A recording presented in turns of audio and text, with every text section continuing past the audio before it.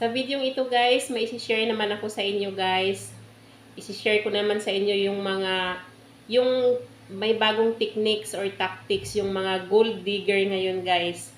Para lang to sa mga ano guys ha, yung mga taong nakakaangat sa buhay, mga taong mapipera. Kasi alam niyo na, pag gold digger, mukhang pera yan. Pera ang hanap niyan sa sa tao guys. Kaya tayong para sa mga hindi naman ganun ka hindi naman ganun ka mapera, safe kayo rito guys.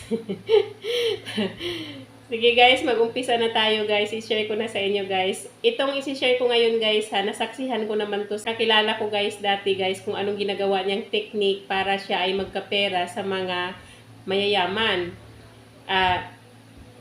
Ang ginagawa niya guys kasi naghahanap muna siya guys ng mga kachat. Kadalasan pa naman ang dinadali niya talaga mga foreigner. Kasi alam niyo na, pag foreigner, mga mapipera talaga yan. Maraming pera. Kaya yun talaga, naghahanap siya ng mga kachat niya na foreigner. Unang-una guys, kinukuha mo na niya yung loob. Pinapasakay-sakay mo na niya yung foreigner guys. Tagang pinapakitaan niya ng maganda.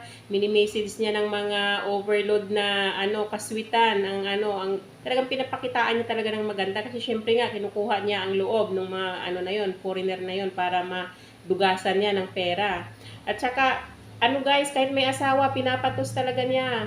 Mga may halos kadalasan mga may asawa at saka mga senior citizen na, mga matatanda talaga yung pinupuntiryan niya kasi alam niyo na pag may edad na, mga marami ng ipon yun. Kasi yun talaga, mautak talaga siya, yun talaga ang pinupuntiryan niya, mga foreigner na mga matatanda na kasi alam niyang marami ng ipon. So ngayon guys, pag nakuha na yung loob, 'di ba? Naging close na sila, mga abutan mo na siguro ng kung ilang weeks or abutan ng buwan. Pasakay-sakayin mo na niya guys yung kachat niyang foreigner. Tapos guys, ang ginagawa niya, pumupunta na siya doon sa sa manggagamot na mangkukulam yata.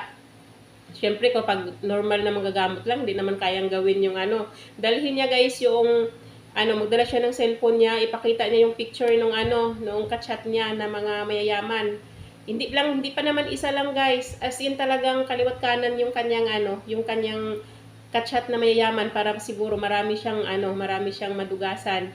Yung babae na yon, hindi naman ganun kalaki yung sinasahod nun, kinikita nun sa trabaho niya, pero ang bahay niya guys, 10,000 ang upa sa bahay niya, nakakapagpaaral pa siya ng mga anak niya, tapos nakakabili pa siya ng mga luho niya sa sarili niya, nakakapagpa-derma pa siya, nakakapagpa pa siya, kung ano-anong paturok ng yung sa gluta, nakakapag-ganon pa siya, pero ang sahod niya parang nasa 350 a day lang, tapos bumabawi lang sa tip kapag nakakuha siya ng tip. Pag walang magbigay sa kanya ng tip, di tiwai siya.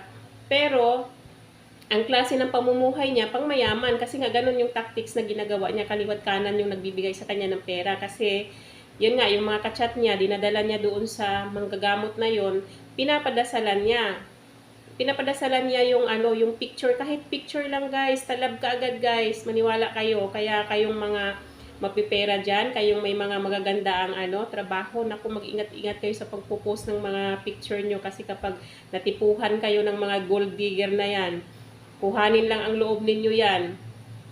Lang yan, makikipag-communicate sa inyo, kuhanin ng yung loob nyo, lalo na pag maganda, naku, itsura lang nila yung yung mukha nila, ang puhunan nila yan para magkapera ng malaki.